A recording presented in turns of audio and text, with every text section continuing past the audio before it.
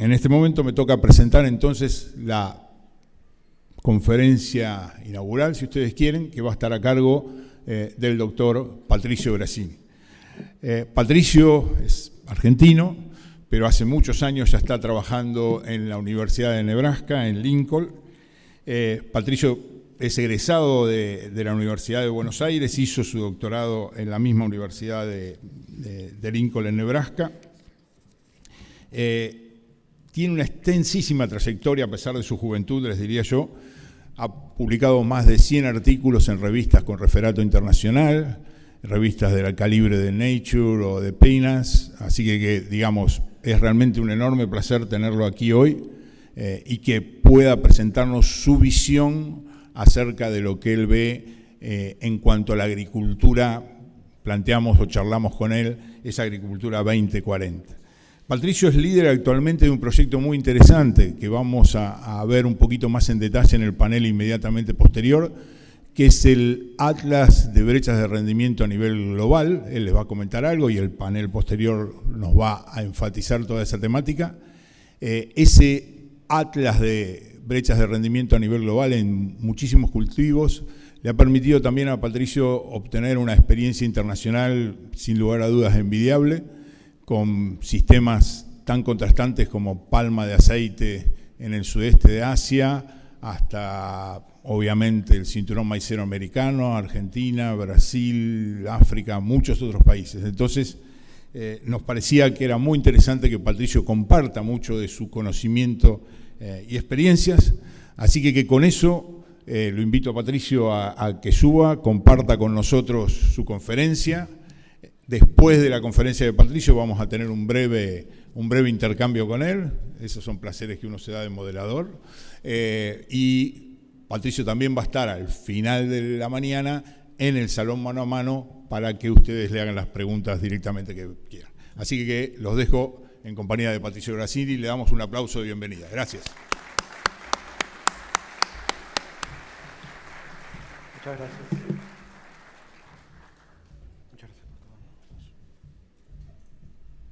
Buen día, ¿me escuchan bien? Ok. Bueno, primero que todo, muchas gracias a las autoridades de Fertilizar, a los organizadores, también a todo el equipo técnico aquí a mi izquierda, por la invitación a venir a Argentina, venir a la bella ciudad de Rosario, y a todos ustedes por estar hoy aquí para ver qué tenemos para decirles. Como dijo Fernando, soy argentino, orgullosamente egresado de la UBA, pero hace ya más de 15 años que vivo en Nebraska y durante mi carrera he tenido la oportunidad de trabajar en muchos sistemas de producción de cultivos del mundo y mi intención hoy es tratar de mostrarles un poco una mirada macro de hacia dónde va la agricultura y a medida que avance la presentación irnos a temas más locales. Y el título de mi presentación está relacionado con la intensificación sustentable de los sistemas de producción y con la sugestiva pregunta de si lo esencial es invisible a nuestros ojos. Sí, perdón. Gracias. Cuando Fernando me invitó a presentar aquí, allá en diciembre o en enero, todavía no estaba muy claro el tipo de año y la magnitud de sequía que íbamos a tener. Y un par de meses más tarde resultó que estábamos en presencia de una de las peores sequías de la historia de Argentina. Y entonces ahí yo me empecé a poner un poco nervioso, porque la verdad tenía un poco de miedo de venir acá a contarles sobre cómo intensificar nuestros sistemas de cultivos en un contexto que no es necesariamente, digamos, el más optimista. Y entonces, bueno, bajo el riesgo de que me tiren tomates, igual acepté hablar sobre el tema de la intensificación.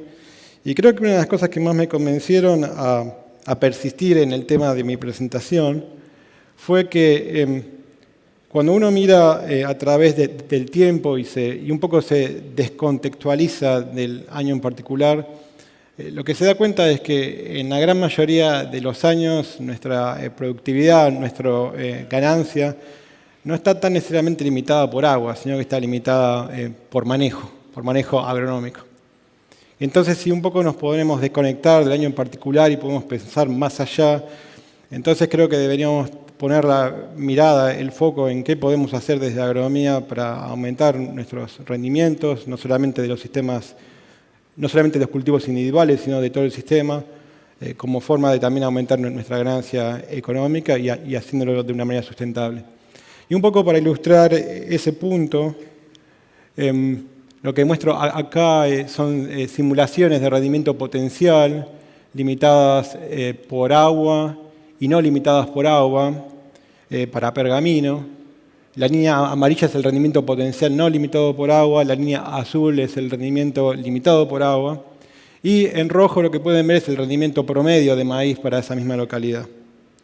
Y lo que uno puede ver de este cuadro es que si uno compara la línea amarilla con la línea azul, ve que no hay demasiada diferencia, que en general el rendimiento limitado por agua no está tan lejos del rendimiento potencial.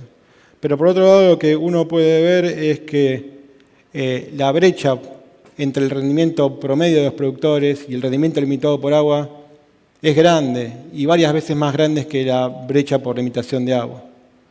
Así que, bueno, moraleja, hay una brecha ahí que es por manejo, que es varias veces más grande que la brecha de limitación de agua y que está presente en la gran mayoría de los años. Quizás no en la campaña que pasó, pero sí en la gran mayoría de los años. Y entonces la pregunta es, bueno, ¿qué podemos hacer en la mayoría de los años para tratar de reducir esa brecha de productividad a través del manejo agronómico? Así que, bueno, un poco esa es la invitación para ustedes. Y en un contexto que a más largo plazo se ve muy promisorio para Argentina.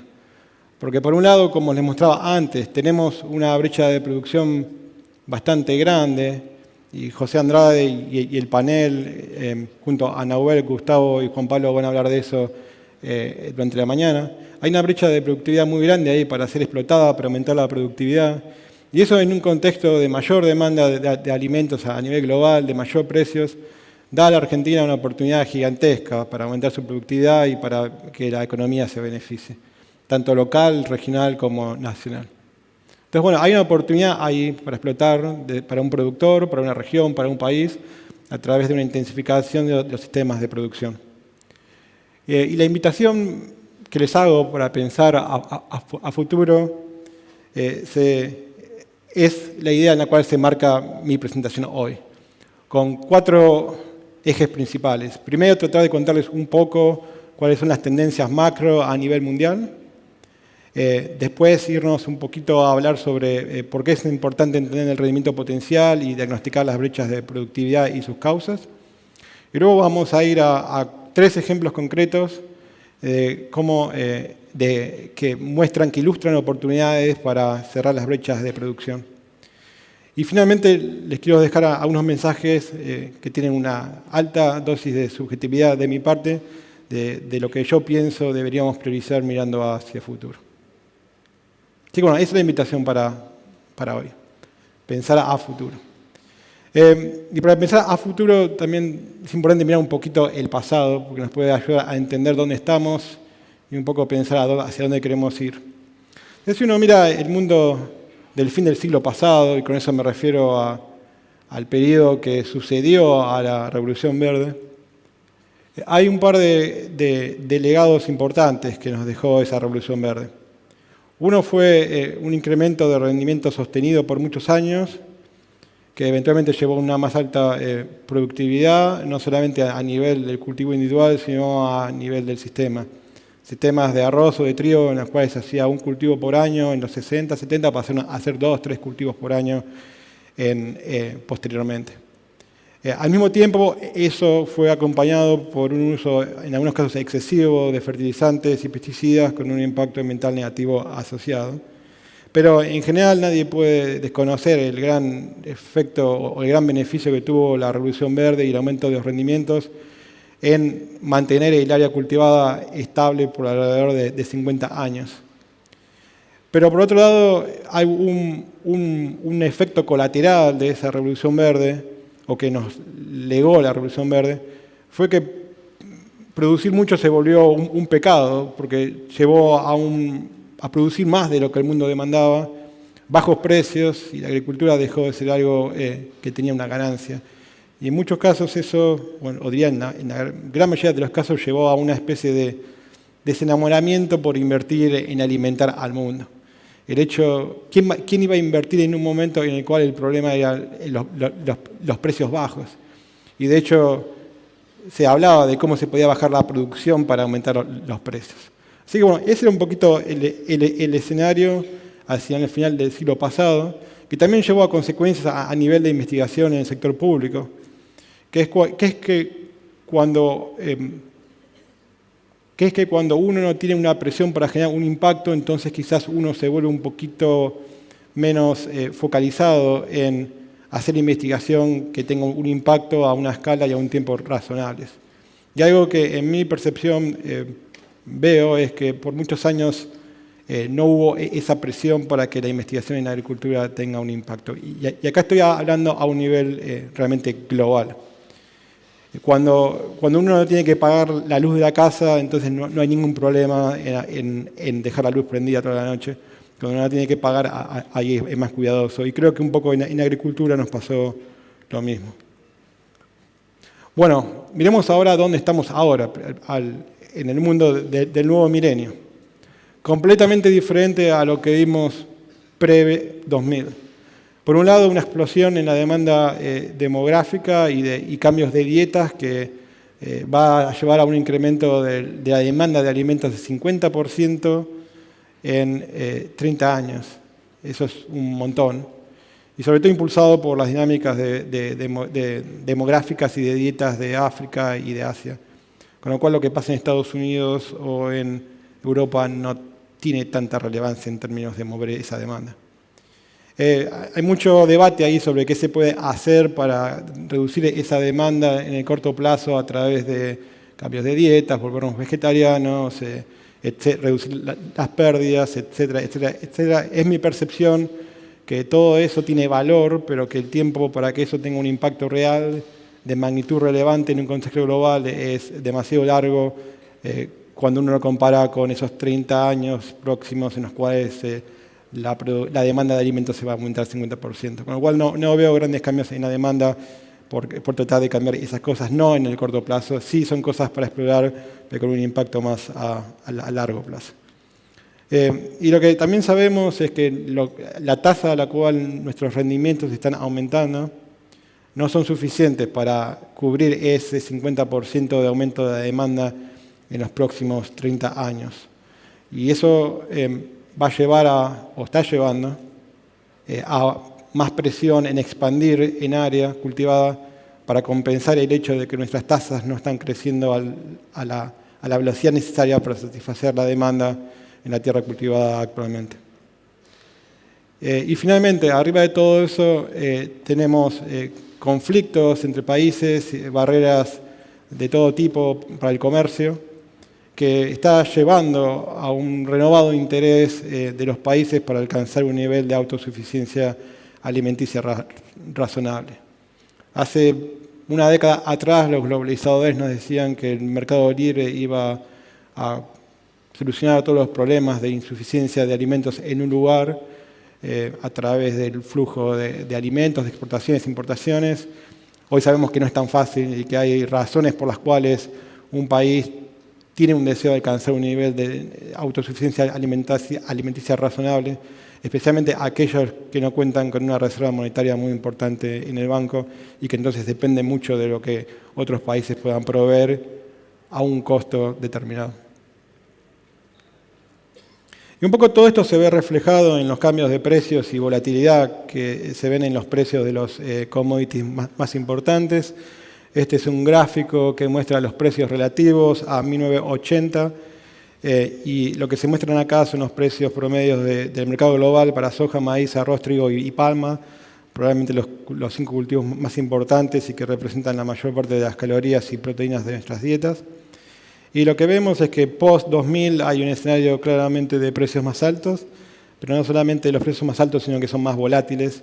Y al mismo shock, o a la misma magnitud de shock económica o social o de conflicto que teníamos en los 80 o en los 90, ahora en respuesta a ese mismo shock hay una volatilidad mucho más grande de la que sucedía previamente. Con lo cual nos dice que hay una tensión entre la demanda y la oferta que es mucho más grande de la que existía pre-año 2000.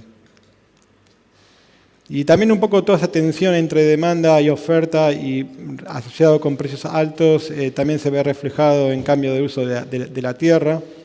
Este gráfico muestra el área cultivada en millones de hectáreas para todos los cultivos importantes en rojo y para maíz, trigo, arroz, soja y trigo en amarillo.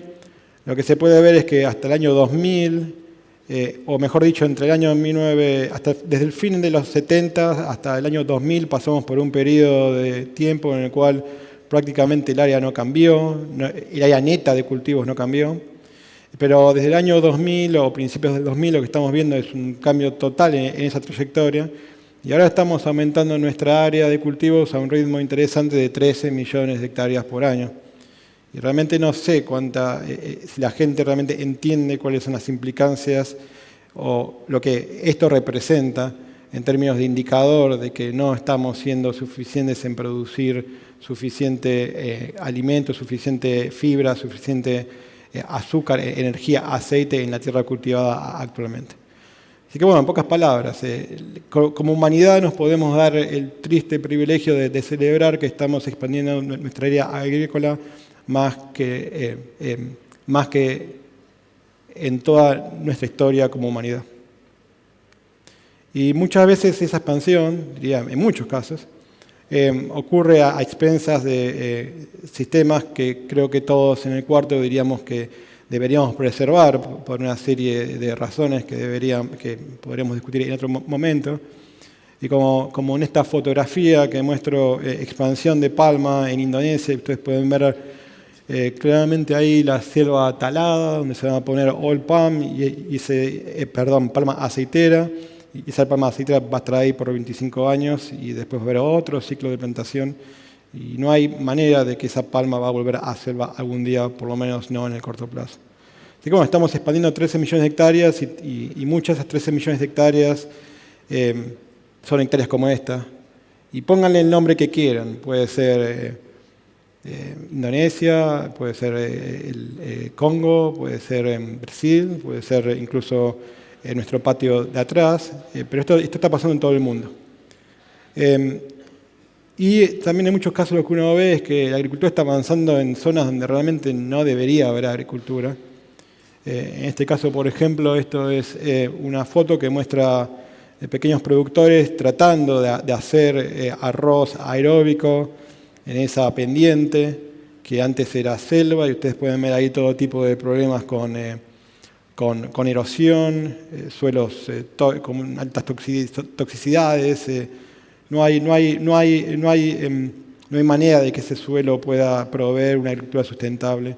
Pero bueno, cuando hay presión, cuando los precios son altos y esa selva o esa tierra no tiene un valor claro, entonces no hay manera de que este tipo de cosas no pasen.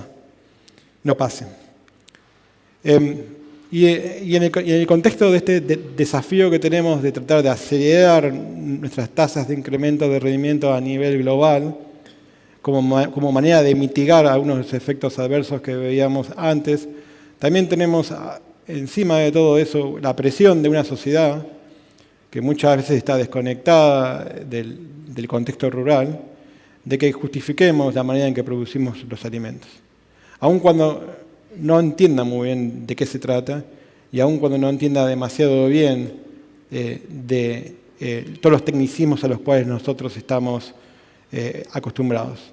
Con lo cual tenemos ese doble desafío de producir más y al mismo tiempo una sociedad que nos está demandando que les justifiquemos nuestras prácticas de manejo de una manera que también lo entiendan. Así que creo que también hay un desafío como agrónomos, especialmente para las nuevas generaciones, no solamente de ser excelentes técnicos, sino de ser buenos traductores, de una vez entendida la complejidad de una temática, ser capaces de simplificarla para que alguien como mi madre la pueda entender. Entonces, creo que hay un renovado énfasis, o mejor dicho, creo que más que nunca deberíamos enfatizar la necesidad de como humanidad de tratar de producir más en la tierra que tenemos cultivada actualmente, de tal manera de que cada hectárea, acre de tierra produzca cercano a su potencial. Y el desafío es de hacerlo de una manera de que, por un lado, reduzcamos al mínimo el impacto ambiental negativo, y por otro lado también con prácticas que nos asegure que ese recurso suelo esté ahí por las generaciones que nos van a seguir. Así que bueno, creo que es un desafío enorme, pero a la vez muy interesante, porque Agronomía está de vuelta en la primera página del diario, y creo que es una excelente oportunidad especialmente para las generaciones de agrónomos que nos siguen. Y también quiero comentar que más allá de lo que nosotros podamos hacer de agronomía, creo que también tenemos una necesidad de conectarnos con gente con la cual generalmente no nos relacionamos demasiado, como pueden ser, por ejemplo, gente que trabaja con temas ambientales o incluso con gente que son expertos en diseñar políticas gubernamentales o de uso de la tierra. Porque si realmente queremos que una ganancia de rendimiento o de producción se traduzca a algo que pueda ayudar, por ejemplo, a evitar esos casos de deforestación que les mostraba antes, en el medio hacen falta un montón de cosas, como buenas políticas, buenas instituciones, buenas leyes, con lo cual creo que también hay una necesidad de que nuestros agrónomos jóvenes también se formen de una manera que también sepan interactuar con otros actores que de nuevo no son expertos en agronomía, pero toman decisiones que son muy relevantes para la agronomía. Entonces, bueno, como les dije antes, creo que si hago una encuesta, ahora espero haberlos convencido de que es importante tratar de producir más en la tierra que tenemos actualmente, y para hacer eso es importante tratar de aumentar nuestras ganancias de rendimiento. Cuando uno habla o cuando uno debate el tema de la intensificación sustentable, enseguida la gente quiere inmediatamente saltar a cuál es el componente, la aproximación que nos va a permitir alcanzar esas metas de intensificación sustentable. Pero lo que yo veo es que que no hay suficiente debate sobre cuál es la tierra prometida a la cual queremos llegar. Discutimos primero tecnologías, y llámenlas como quieran, puede ser agricultura regenerativa, agricultura convencional, agricultura, etcétera, etcétera, pero sin ponernos mucho a reflexionar de a dónde queremos llegar primero, para luego analizar esas tecnologías de acuerdo a la capacidad que tienen de alcanzar esas metas definidas. Entonces, bueno, yo hice acá una lista de metas que yo creo que la mayoría de ustedes van a estar de acuerdo en que nos gustaría ver en un sistema de producción en el futuro y lo antes posible. Y que es agnóstica en relación a tecnologías puntuales, nombres e ideologías. Y que comienza con cosas muy simples, como tratar de alcanzar un rendimiento que es cercano al potencial, mejorar las eficiencias del agua, de los nutrientes, de la energía, tratar de reducir el impacto ambiental por unidad de producto que tenemos, rentable, porque al final del día esto es un negocio, también que no tenga efectos negativos sobre la productividad del trabajo, porque todos queremos trabajar lo menos posible y tener un ingreso, un retorno lo más alto posible a esa inversión de tiempo que hacemos.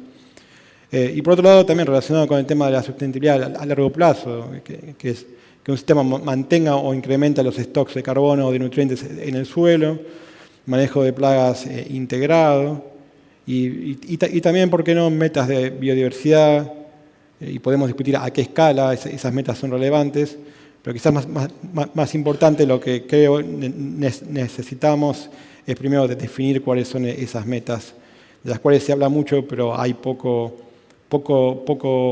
indicadores que uno pueda manipular a nivel lote o región y que sean medibles de una manera costo efectiva. Pero bueno, creo que esta es una lista de cosas razonables que creo que la mayoría de nosotros como agrónomos nos pondríamos de acuerdo y podríamos decir sí. Si tenemos que imaginarnos el sistema de cultivos para el 2040, probablemente quisiéramos ver esto en un sistema de producción. Y una vez definidas esas metas de intensificación sustentable, entonces ahí podemos empezar a evaluar diferentes tipos de opciones para llegar a esas metas a través de su capacidad de contribuir a esas metas. Y creo que ahí es cuando el debate interesante comienza. Y cuando uno tiene que ponerse en claro que para invertir en algo, o mejor dicho, para priorizar en algo, es importante considerar 3 cosas. Una es cuál es la probabilidad de retorno a esa inversión. La segunda es cuál es el tiempo de impacto. Porque, por ejemplo, si decimos que el desafío es producir alimentos para una demanda que va a aumentar 50% en 30 años, entonces el tiempo de impacto tiene que ser razonable.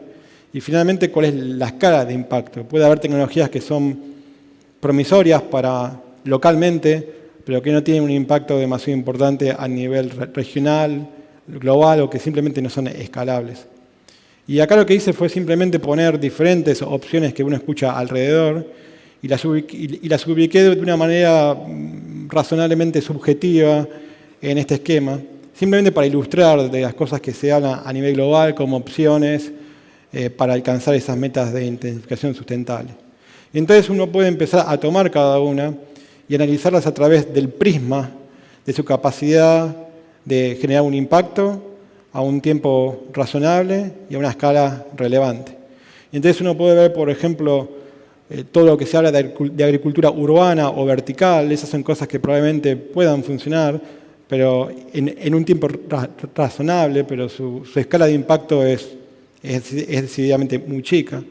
O puede ver que hay tecnologías como cultivos de perennes o conversión de las especies C3 a C4, que eventualmente el impacto puede ser muy grande, pero también el tiempo para generar esa tecnología seguramente es muy largo comparado con otras.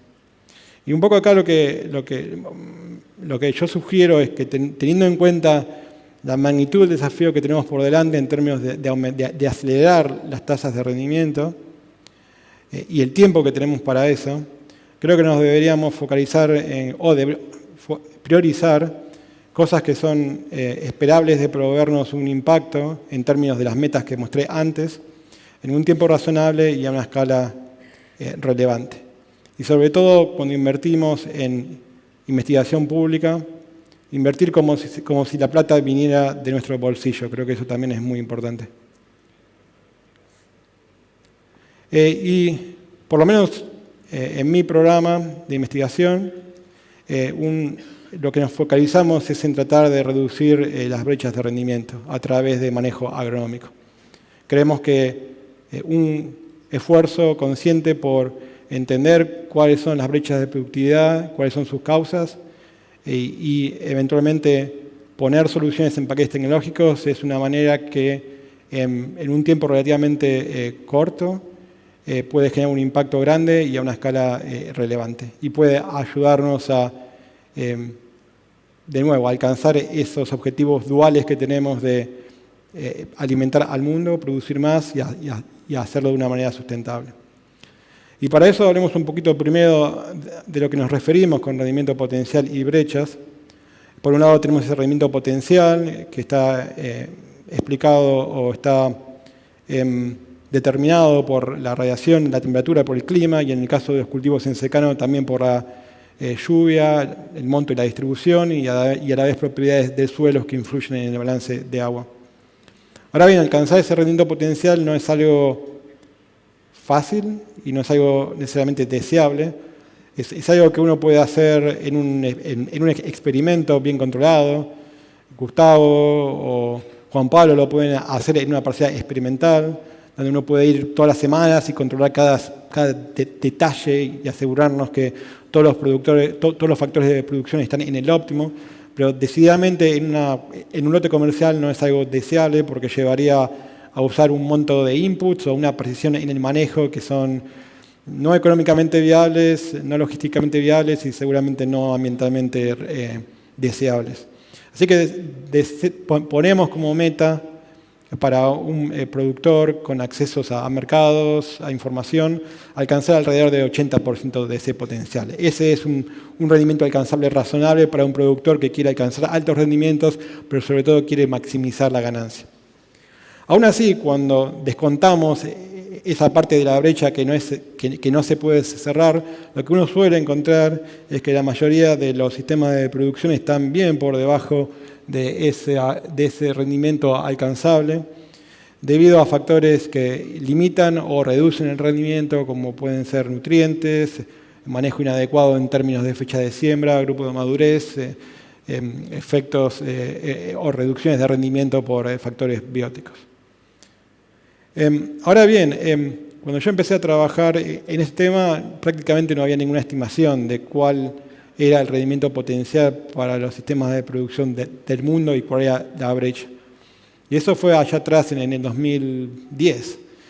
Es difícil saber si vamos a poder alimentar al mundo en la tierra cultivada ahora si no sabemos cuál es la brecha de productividad, si no sabemos cuál es la oportunidad que tenemos de producir más en la tierra con la que disponemos, que está bajo producción agrícola, a través de aumentar los rendimientos. Así que entender el tamaño de esa brecha es muy importante para un productor individual, para saber dónde está parado con respecto a ese potencial, y que reconocer que hay una brecha también sirva como un estímulo, como un punto de partida para empezar a reflexionar sobre qué podemos hacer desde la agronomía para tratar de cerrarla, y de cerrarla de una manera costo efectiva. Ahora bien, esa brecha también tiene implicancias para un país, para Argentina, para saber eventualmente cuánto se podría producir más y cuánto se podría exportar más, por ejemplo, estimulando políticas que explícitamente traten de cerrar la brecha. En el caso de África, para un país como Nigeria, entender qué nivel de autosuficiencia alimenticia podría lograr, y si eso no es posible, cuántas importaciones y qué tipo de infraestructura necesitaría para cubrir la demanda. Y más a nivel macro, nos ayudaría como humanidad a entender cuánta más presión va a haber en extender la frontera agropecuaria, o si con la tierra que tenemos cultivada actualmente es posible, de nuevo, alcanzar esa meta que tenemos de satisfacer la demanda sin necesidad de convertir sistemas naturales a sistemas de producción. Con esa idea comenzamos con este proyecto allá en el 2011 del Atlas Global de Brechas, en el cual tratamos de estimar las brechas de rendimiento para los sistemas de producción más importantes del mundo. Actualmente el Atlas tiene incorporados 70 países, los cuales incluyen más de 13 países, y estamos aproximándonos a una cobertura casi total para arroz, maíz y soja, y casi para trigo, si no fuera porque nos falta Rusia. Y si alguien quiere ir a Rusia a hacer el Atlas de rendimiento, avísenme, porque estamos buscando a un voluntario. El Atlas es de acceso libre, así que ustedes pueden ir, explorarlo, y pueden, por ejemplo, ver cómo la brecha de productividad de maíz compara a través de diferentes países. Este es una captura de pantalla que tomé del Atlas, que muestra brechas para maíz en secano. La escala va de verde a rojo: verde, brecha chiquita; amarillo, brecha intermedia; rojo, brecha enorme. Y no sorprendentemente, lo que uno puede encontrar es que la brecha de rendimiento, expresada como porcentaje de ese potencial, es relativamente chica en el caso del oeste de Europa, China o Estados Unidos; intermedia en el caso de Sudamérica, el sudeste asiático y el este de Europa; y enorme en el caso de África o del sur de Asia. Este tipo de información también la pueden encontrar a nivel regional o subnacional. Entonces uno puede ver, por ejemplo, las brechas en América del Sur, en este caso para maíz, trigo y soja, y puede moverse a una escala más fina que los promedios globales o regionales. Y puede empezar a, por ejemplo, reconocer áreas donde las brechas de producción son más largas comparado con otras. Por ejemplo, lo que muestra este gráfico es que las brechas de producción son más grandes, por ejemplo, en el Cerrado o en el norte argentino, comparado con las zonas históricas de producción de soja y maíz en el sur brasilero o en la región núcleo de la región pampeana. Entonces, bueno, esto es algo que organismos de financiación multilaterales o gobiernos pueden tomar como base para tomar decisiones de dónde es necesario hacer inversiones en agricultura, o dónde es importante, o cómo podemos reorientar políticas para poder eventualmente cerrar esas brechas, especialmente donde se ven más grandes. Bueno, ahora les voy a dar algunos ejemplos concretos de Lo que yo veo son oportunidades, desafíos para cerrar las brechas. Alguien me dijo una vez que una buena presentación no es aquella que muestra datos, sino es la que cuenta una historia. Y por supuesto, para contar una historia también hay que tener buenos datos. Pero que siempre es más fácil que la gente a uno lo entienda si uno cuenta lo que quiere contar a través de una historia. Y acá les traje no solamente una historia, sino tres. Y les puse algunos títulos interesantes para atraparlos. La primera es La mirada de los herejes. Les voy a contar un poco sobre el análisis que hicimos de las causas de ganancias de rendimientos en sistemas de alta producción regados en Nebraska, Estados Unidos, que es de donde vengo.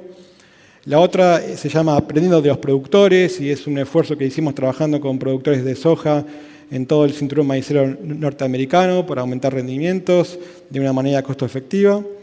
Y el último se llama, tiene un título un poco apocalíptico, se llama Pan para hoy, hambre para mañana, que se relaciona con los esfuerzos que hicimos en cuantificar las brechas de nutrientes en sistemas de cultivos de Argentina. Bueno, empecemos por la mirada de los herejes. Acá pueden ver una foto que muestra un lote de maíz regado con pivots. Esto lo van a ver en todo Nebraska. Si ponen Google Earth van a ver todos los círculos de los pivots. Este es un maíz que va a rendir alrededor de 13 toneladas como mínimo. Creo que el promedio está en 14. Y lo que les voy a contar ahora está basado en un trabajo publicado por el postdoctorante Gonzalo Rizzo, originario de Uruguay y que está en nuestro laboratorio de Nebraska. Y la idea era tratar de entender cuáles fueron los factores que explicaron los incrementos de productividad de maíz en esos sistemas de alta productividad regados del centro de Estados Unidos. Y la razón o la justificación para ese esfuerzo fue que hay una gran confusión allá afuera entre los productores de tratar de que por un lado tenemos promesas que escuchamos por los últimos 20 años de esas innovaciones magníficas que se iban a dar en el campo de la biotecnología y de la biología molecular que iban a llevar a ganancias de rendimientos espectaculares. Y para ilustrar eso, muestro aquí el rendimiento promedio de Estados Unidos. Ahí pueden ver la tendencia histórica desde 1970 hasta el 2000, con un incremento promedio de 114 kilos de maíz por hectárea por año. Y luego ustedes pueden ver en rojo las proyecciones que fueron reportadas, publicadas por sector privado, algunos de mis colegas, en todos casos anunciando que el cielo estaba al alcance de las manos. Y lo que agregué acá fue la dosis de realidad que creo que hace falta, que es la línea azul y los puntos posteriores al año 2000, que básicamente muestran la extrapolación de la tendencia de rendimiento post-2000. Y lo que muestra es que básicamente la tasa a la que estamos aumentando los rendimientos de maíz en Estados Unidos post-2000 es la misma tasa a la cual los rendimientos aumentaban en los 60, los 70 y los 80. No hay ningún indicio de que esas promesas de rendimientos espectaculares se hayan cumplido. Sí ha habido increíbles progresos de la o aportes de la biotecnología y de la biología molecular en, por ejemplo, eventos que contribuyen a facilitar el control de malezas y de insectos. Dicho eso, no hay evidencia de que hayan acelerado, que hayan contribuido a acelerar las tasas de ganancia de rendimiento de maíz. Así que, bueno, por un lado tenemos este tipo de, como dicen ya, wishful thinking, de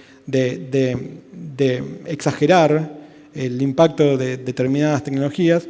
Y por otro lado tenemos la mirada de que el apocalipsis está a la vuelta de la esquina con el cambio climático. Y hay un artículo publicado muy recientemente que muestra o que reporta que el cambio climático ya está afectando negativamente los rendimientos de los cultivos principales del cinturón maicero.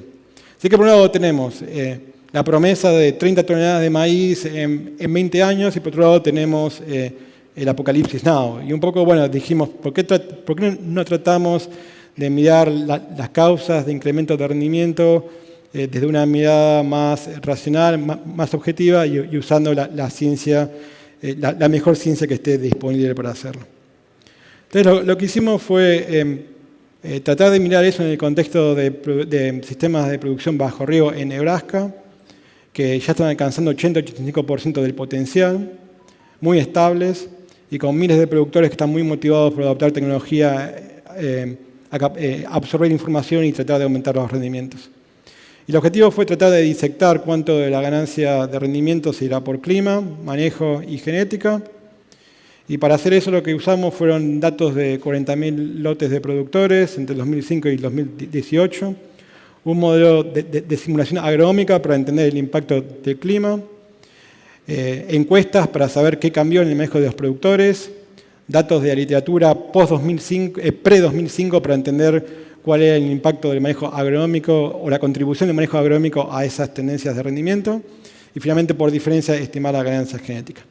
Seguramente no es perfecto esta aproximación porque no tiene en cuenta algunas de las interacciones que ocurren entre factores, pero bueno, es un primer paso a entender si el rendimiento está destinado a desplomarse por el cambio climático o está condenado a alcanzar 30 toneladas de maíz en el año 2050 o lo que sea. Esto fue lo que encontramos. Ahí muestro 4 barras. Por simplicidad, los invito a mirar la barra de la derecha que muestra el promedio. Y lo que muestro ahí es en color verde es la contribución del clima a la ganancia de rendimiento, en amarillo la contribución de la agronomía y en rojo la ganancia de la genética. Lo que encontramos es que, buenas noticias, el rendimiento está aumentando y está aumentando mucho, por lo menos durante esa etapa, a un ritmo de 186 kilos por hectárea por año. Ahora bien, cuando miramos cuánto de eso es por clima, nos encontramos que de hecho el clima está teniendo un efecto positivo en los rendimientos de maíz regado en Nebraska y explica alrededor de la mitad de la ganancia en rendimientos. Así que hay un 50% de esa ganancia que es puramente por un clima más beneficioso para el maíz, y hay un 50% que se puede atribuir a tecnologías. Y de ese 50% que encontramos que es explicado por tecnologías, atribuimos alrededor de 3/4 partes al manejo agronómico y un 25% a la genética. Y un poco acá lo que muestro es qué cambió en el manejo, que explica esos cambios de rendimientos que son derivados de cambios en el manejo del cultivo. Y acá no hay nada raro, no hay nada nuevo bajo el sol. Van a ver que las cosas que cambiaron no son necesariamente cosas que los productores americanos pueden hacer que ustedes no pueden. Densidad de plantas aumentó alrededor de media planta durante esos 15 años, y eso está asociado a una ganancia de rendimiento. Rotación con soja, pasaron de hacer maíz continuo a hacer más rotación con soja, a aplicar un fungicida y a aumentar 30 kilos el nitrógeno. Así que no estamos hablando de cosas que vienen de Marte, son tecnologías existentes, en la mayor parte de los casos costo efectivos. Y de nuevo, acá hay algo confundido seguramente con las interacciones, pero debo decir que cuando cuantificamos el impacto de cada de estas tecnologías en el rendimiento, lo hicimos basados en datos de la literatura que eran previos a nuestro intervalo de tiempo. Con lo cual, si hay alguna interacción entre, por ejemplo, genotipo y nitrógeno, o genotipo y densidad, eso estaría ya incluido dentro del componente genético. Así que bueno, esto es un poco, les muestra qué cambiaron los productores norteamericanos para aumentar los rendimientos en los últimos 15 años. Como pueden ver, cosas terrenales. Ahora bien, Fernando me pidió un poco que hable sobre el futuro, y lo que yo veo es que va a ser desafiante incrementar los rendimientos, especialmente porque estos productores ya están muy cercanos del potencial.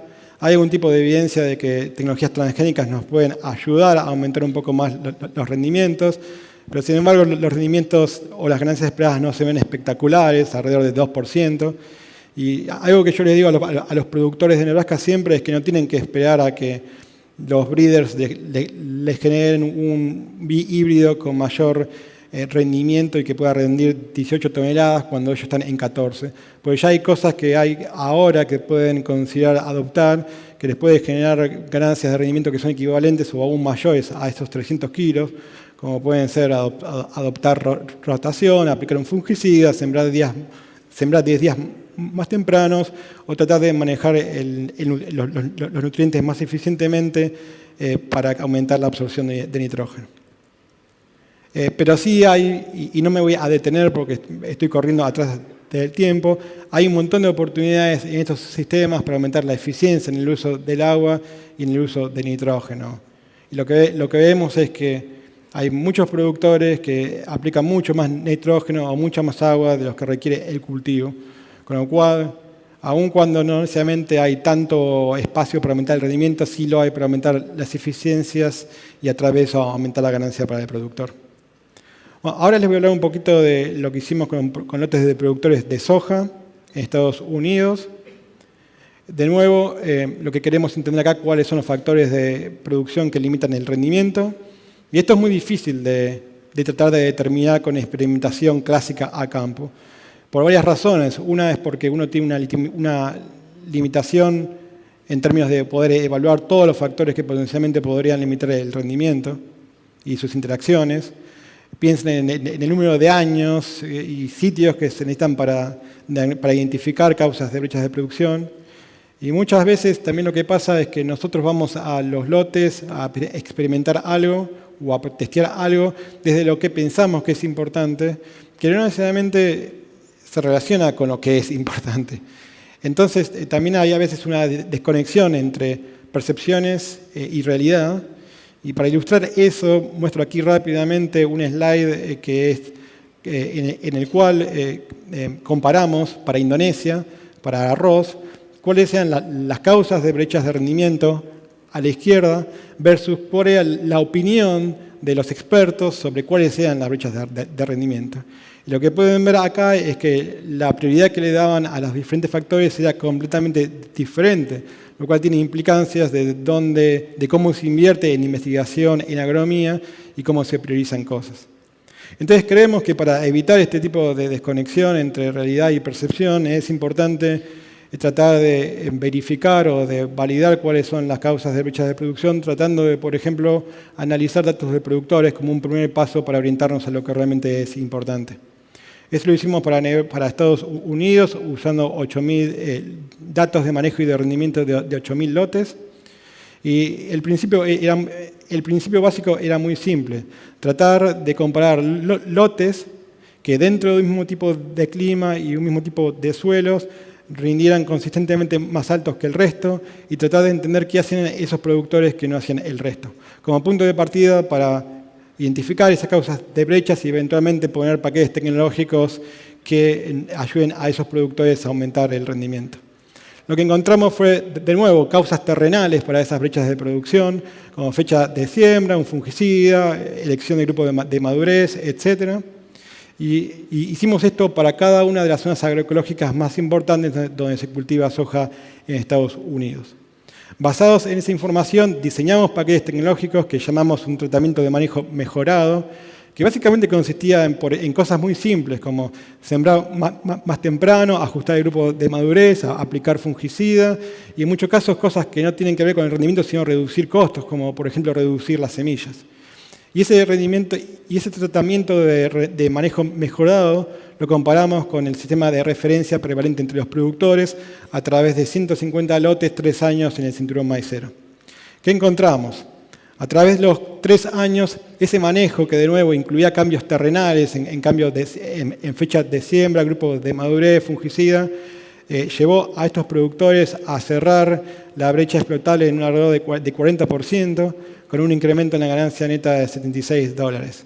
Y quizás más importante, con bajo riesgo productivo, económico y ambiental, pues las cosas que estamos proponiendo no tienen un efecto marcado sobre costos. Por ejemplo, sembrar más temprano no tiene demasiado riesgo y no tiene un costo muy alto. O por ejemplo, cambiar un grupo de madurez, es un cambio que viene por el conocimiento, no por un insumo. Con lo cual, bueno, pueden ver que aún en sistemas muy intensificados hay oportunidades para aumentar el rendimiento y de hacerlo de una manera costo efectiva y sensible a nuestras aspiraciones ambientales.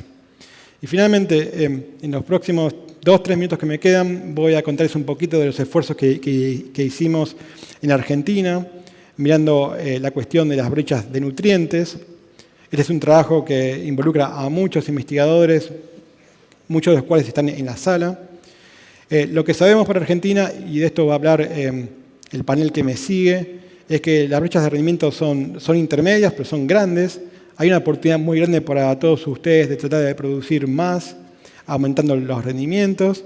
Y lo que encontramos en este reciente update de las brechas fue que para los cereales la brecha representa alrededor del potencial, mientras que para soja el rendimiento actual de soja está en alrededor de 2/3 del potencial, lo cual implica una brecha de 1/3. Así que para los cereales hay una brecha de productividad que es comparablemente más larga que para la soja. Y por un lado hay que empezar. Y una de las cosas por las cuales empezamos fue a mirar, primero fueron los nutrientes. Y para eso comparamos cuál era la dosis promedio de fertilizantes, de nitrógeno y de fósforo para maíz, trigo y soja de Argentina, comparado con otros países que son importantes productores de estos cultivos. Y lo que vimos fue que en todos los casos Argentina daba la vuelta olímpica en términos de ser la que menos aplicaba fertilizante. Y me acuerdo cuando vimos esto con Juan Pablo hace 3 años atrás, dijimos, wow, esto se va al demonio si sigue así. Entonces ahí, bueno, tratamos de mirar un poco cómo comparaban esas dosis de nitrógeno comparado con cuáles eran los requerimientos de nutrientes. Esta es la relación entre rendimiento y nitrógeno absorbido por la planta de madurez fisiológica. Esta es una relación muy conservativa que básicamente nos dice que para aumentar el rendimiento un cultivo tiene que aumentar más nitrógeno. Pero lo interesante es que si uno pone, por ejemplo, Estados Unidos en esta gráfica, uno puede ver que para alcanzar el rendimiento promedio de Estados Unidos, alrededor de 11 toneladas, se requiere un nitrógeno absorbido de 180 kilos y el nitrógeno fertilizante aplicado en Estados Unidos, según IFA, es de alrededor de 160 kilos de nitrógeno. Argentina. El rendimiento alcanzable que estimamos con José fue de alrededor de 11 toneladas también, con lo cual no hay diferencias entre lo que puede llegar a Argentina comparado de dónde está Estados Unidos ahora en términos de productividad. Y los dos sistemas tienen un requerimiento de nitrógeno bastante parecido, de alrededor de 180 a 190 kilos de nitrógeno. La gran diferencia, como pueden ver, es que el promedio de aplicación de fertilizantes en Estados Unidos era 160 kilos de nitrógeno y en Argentina es 3 veces menos. Así que a menos que tratemos de violar alguna ley de la termodinámica, es difícil pensar que con ese nivel de aplicación de nitrógeno nosotros podamos aspirar a cerrar la brecha de producción y a alcanzar un rendimiento comparable a lo que se alcanza en Estados Unidos. Si eso es lo que queremos, ¿no? Estos son mapas que generamos con información de RETA, de la Bolsa de Cereales de Buenos Aires, donde mostramos las aplicaciones promedios de nitrógeno, fósforo y azufre. Acá les muestro nada más el caso para maíz, pero básicamente encontramos lo mismo para todos los cultivos. Y lo que muestra es que las dosis de nitrógeno son bajas en general, también para los otros nutrientes. Y quizás más importantes, cuando uno lo compara con las remociones de nutrientes con grano y calcula un balance parcial de nutrientes, uno ve que los balances son negativos en todos los casos. Por ejemplo, hay un balance promedio para Argentina de nitrógeno para maíz de 35 kilos de nitrógeno por año, ese es el balance neto calculado como la diferencia entre lo que se aplica y lo que se remueve con grano. Y este mismo panorama se ve para todos los nutrientes, para todos los cultivos. Ahora bien, miremos eso en contexto. ¿Dónde estamos parados con otros países bien contrastantes? Argentina está produciendo alrededor de 8 toneladas con cerca de 60 kilos, con un balance de nitrógeno que es mucho más negativo del que un productor africano tiene. Entonces tenemos productores del primer mundo y tenemos balances de nitrógeno del tercer mundo. Entonces es difícil pensar que en este contexto Argentina puede aspirar a cerrar la brecha de rendimiento cuando en la actualidad tenemos los balances de nutrientes más negativos del mundo. Entonces, bueno, pensemos qué se puede hacer para cerrar esas brechas de nutrientes. Lo que hicimos acá fue con Juan Pablo y con otros, fue hacer una estimación de cuáles serían los nutrientes extras por encima de lo que se aplican actualmente que se necesitarían para alcanzar ese rendimiento alcanzable, estimado como 80% del potencial, para los 3 cultivos principales de Argentina. Y lo que encontramos que en la mayoría de los casos las dosis actuales se deberían duplicar o triplicar si como país queremos aspirar a cerrar esa brecha de productividad. Por ejemplo, en el caso anterior de maíz, deberíamos pasar de una dosis de nitrógeno de 59 kilos de nitrógeno por hectárea a algo así como 140 kilos de nitrógeno. Y es el mismo caso para los otros nutrientes y para los otros cultivos. Algo más que hicimos fue tratar de validar lo que encontrábamos, o por lo menos de proveer evidencia de que es posible cerrar esa brecha de nutrientes. Y este es un ejercicio que hizo también Juan Pablo con colaboradores, que comparó o usó datos de ensayos de fertilizantes que comparaban el manejo del productor versus un manejo que incluía más nutrientes. Y lo que encontró en todos los casos era que ese manejo con más nutrientes aumentó el rendimiento de los 3 cultivos de una manera costo efectiva y en una magnitud que representa alrededor de la mitad de la brecha de rendimiento. Entonces, como pueden ver, hay evidencia empírica que nos dice que esa brecha de nutrientes al menos se explica la mitad de la brecha que se ve en Argentina y que se puede cerrar de una manera costo efectiva, que quizás es lo más importante. Y de nuevo, alguno dirá más nitrógeno, eso puede tener un impacto ambiental negativo.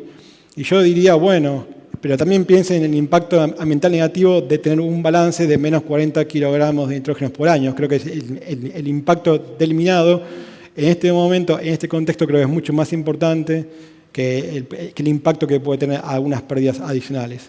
Y más importante, al nivel de balance de nitrógeno en el que estamos, es un nivel de balance en el cual las pérdidas son muy bajas, con lo cual nosotros no nos deberíamos preocupar por las pérdidas de nitrógeno, nos deberíamos preocupar más por el minado. Preocuparse por las pérdidas, déjenselo a un productor americano o europeo, pero creo que no es el caso para Argentina.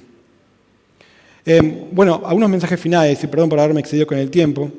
Y estos mensajes van a ir un poco en el mismo orden en el que di la presentación, pero los quiero dejar ir con la idea de que el desafío para las generaciones de agronomías, el desafío para las generaciones de agrónomos actuales y futuros es enorme, porque no estamos en una trayectoria sustentable en términos de alcanzar seguridad alimentaria y proteger el ambiente.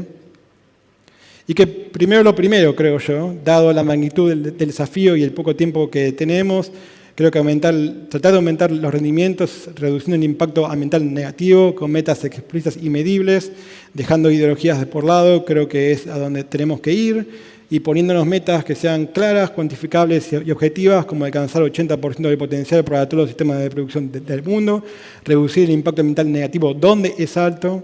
No nos preocupemos por reducir el impacto ambiental en África, lo que necesitan ahí es más inputs, por ejemplo, y al mismo tiempo siendo sensibles a la necesidad de que ese recurso se conserve en el tiempo, con mucho foco en el suelo para que esa capacidad de proveer nutrientes y de agua se mantenga o se mejore en el tiempo. Y creo que si queremos ser serios tenemos que, como dije antes, invertir la plata en investigación y en desarrollo agrícola como si viniera de nuestro bolsillo, y creo que en ese sentido contribuiría a priorizar opciones que tienen una alta probabilidad de contribuir a las metas de intensificación sustentable en un tiempo razonable y a una escala relevante. Y en ese sentido creo yo que darle prioridad a cuantificar las brechas de rendimientos, identificar sus causas es un paso esencial para guiar inversiones en investigación y desarrollo y de orientar las políticas de Estado hacia esos factores que son más importantes. Y el análisis de datos de productores creo yo que es una manera costo efectiva de evitar esa brecha entre percepciones y realidad y de que el retorno a la inversión en investigación pública sea más alto. Y finalmente, volviendo al título de mi presentación, creo que los convencí también que lo esencial es, en muchos casos, no invisible a los ojos y que existen tecnologías terrenales, costo efectivas, que existen y que están disponibles para poder cerrar esa brecha de productividad, aún en sistemas de producción que alcanzan rendimientos altos, pero también, dicho eso, recalcar que no solamente pasa por tecnologías de insumos o de tecnologías, sino que también tecnología, que eso tiene que estar complementado con una fuerte dosis de conocimiento agronómico y también de creatividad.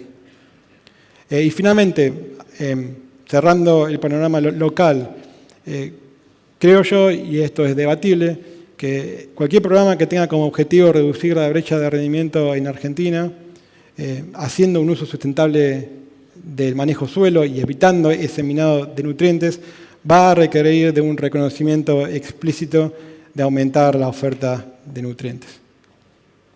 Bueno, muchas gracias nuevamente. Muchas gracias, Patricio. Una excelente presentación, te agradecemos mucho. Muchas Gracias. Te pedimos que te sientes por ahí. Bueno, les recuerdo a los que están ahí en la entrada del salón, hay más lugares hacia acá, hacia la izquierda nuestra, a la derecha, mirando de frente el escenario. Ahora queríamos simplemente aprovechar brevemente, Patricio, un par de preguntas que nos surgían incluso cuando charlábamos sobre tu conferencia. Vos apuntaste muy bien a los términos eso desde el punto de vista del impacto y la rapidez o la necesidad urgente de ciertos impactos. Entonces, si yo pienso o te planteo, ¿cuál ves vos que es el tema más, tal vez, acuciante a nivel de agricultura a nivel mundial? Uno podría pasar, no sé, por cosas como, obviamente, seguridad alimentaria, pero también por todos los temas un poco que vos mencionaste desde el punto de vista de impactos ambientales y sociales, como cambio climático, contaminación de aguas, efectos sobre el uso eficiente del agua en la agricultura. Hay mucha agua a nivel mundial que se usa en la agricultura y es una limitante severa. ¿Qué es lo que verías vos o qué nos marcarías, digamos, como conclusión un poquito más de esos temas candentes para la agricultura a nivel global? Ok.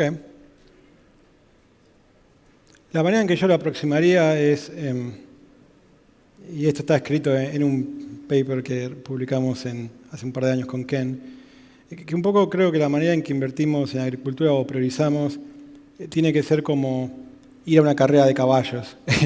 y no sé si ustedes han ido, pero uno puede ir a ganador o puede quizás apostar a un caballo que puede ser un tapado y que puede ganar. Y yo creo que en agricultura, de nuevo, dado la magnitud del desafío que tenemos por delante y el poco tiempo que tenemos y la escala a la cual ese cambio se tiene que dar, creo que tenemos que apostar a ganador. Y apostar a ganador significa priorizar cosas o opciones que sabemos que nos van a dar en los próximos 30 años un boost, un extra de productividad que nos permita de una manera rápida, de una manera consistente y costo efectiva, aumentar la productividad. Y el desafío, como dije antes, es hacerlo de una manera que minimice el impacto ambiental. Y para cumplir con esos objetivos duales de aumentar la productividad y reducir el impacto ambiental, creo que una manera de hacerlo es también de reconocer dónde están esas oportunidades para reducir el impacto ambiental o aumentar los rendimientos. Entonces, por ejemplo, si vamos a un ejemplo concreto, si vos me decís qué deberíamos priorizar, y va a depender del dónde sobre todo. Si yo quisiera cumplir con esas metas de intensificación sustentable que mostraba antes, y por ejemplo yo quisiera reducir el exceso de nitrógeno, yo no sé si me focalizaría demasiado en Sudamérica o en África, sino más bien me focalizaría en probablemente 2 o 3 regiones del mundo, como Europa, Estados Unidos y China, que probablemente te explican 80% de la polución de nitrógeno. Con lo cual, no necesariamente hay que invertir o priorizar una cosa a través del board, sino que creo que las soluciones son más bien locales y regionales. Y por otro lado, cuando uno mira las oportunidades para aumentar la productividad, uno lo que ve es que hay lugares como Latinoamérica, donde los gaps son 50% del potencial. Y creo que ahí es donde deberíamos tratar de buscar la oportunidad de producir más para el mundo. Entonces, bueno, un poco volviendo a tu pregunta, ¿cómo yo priorizaría? Yo creo que no hay yo no te puedo decir, hay que priorizar esto porque es más importante en todo el mundo. Yo creo que hay que tener una agenda balanceada, reconociendo que todo es importante, pero también que hay cosas más importantes. Y dentro de eso creo que cerrar las brechas a través de manejo agronómico y reducir el impacto ambiental donde es alto. Si vos me decís dónde yo invertiría plata de mi bolsillo, sería en esas 2 cosas. Y aprovechando eso que vos decías de las distintas regiones, uno dice muchas veces, bueno, ¿qué modelo o qué agricultura probablemente esté más encarrilada a cumplir con esos objetivos que vos nos planteabas hoy, ¿no? Digamos, ¿qué región o qué tipo de agricultura, qué agricultura ves vos más cercana a recorrer o más cerca de ese objetivo, ¿no? O recorriendo ese camino? Sí, yo creo que las comparaciones entre sistemas son peligrosas, porque muchas veces hay variación de condiciones y de contextos que no son necesariamente que no hacen que esas comparaciones sean justas. Mi aproximación a tu pregunta sería la siguiente. Y eso estaba en mi cuadro que mostraba yo con los rendimientos de Nebraska versus los balances de nitrógeno y de agua. Y lo que uno puede ver es que seguramente dentro de cada sistema de producción hay un 10-20% de productores que ya cumplen con las metas de intensificación sustentable que yo puse antes. Con lo cual creo que no nos tenemos que comparar como sistema contra otros sistemas, sino que tenemos que buscar dentro de nuestros mismos sistemas de producción cuáles son los productores que ya están más cerca de esa tierra prometida que puse antes y tratar de entender qué es lo que hacen para estar ahí y quizás usar eso como inspiración y tratar como forma de ponerlo en paquetes tecnológicos que sean escalables. Cuando yo hice ese análisis, que no tuve mucho tiempo para presentarlo, lo que encontré es que sí, 50% de los productores de maíz regado en Nebraska tienen exceso de agua y de nitrógeno. Pero hay un 25% que tienen altos rendimientos y altas eficiencias. Entonces, para mí lo interesante es, bueno, tratemos de entender qué hace ese 25% y tratemos de llevar al resto de la población hacia ahí. Porque creo que para un productor, para un consultor, para un ingeniero agrónomo, es más tangible mostrarles una tierra prometida que puede estar en su vecindario antes que decirle, vos tenés que ser como un productor en Nebraska. Sí, exacto, sí. Creo que hay bastante tela para cortar porque uno pensaría inmediatamente, bueno, ¿por qué ese 50% que está excedido no mira o no copia más a ese 25% que está más encaminado, que seguramente tiene mejores índices de productividad y también de rentabilidad? Pero esa te la voy a dejar para que la respondas en el panel o en el salón de mano a mano, porque estamos lamentablemente un poco más cortos de tiempo. Les repito, Patricio va a estar al término de este panel con los integrantes del próximo panel en el salón mano a mano inmediatamente ahí, así que ahí la podemos seguir. Así que bueno, despedimos a Patricio, le agradecemos con otro aplauso. Un gusto haberlo tenido acá. Gracias. Y vamos a pasar al siguiente panel, que va a estar moderado por el doctor Juan Pablo Monzón,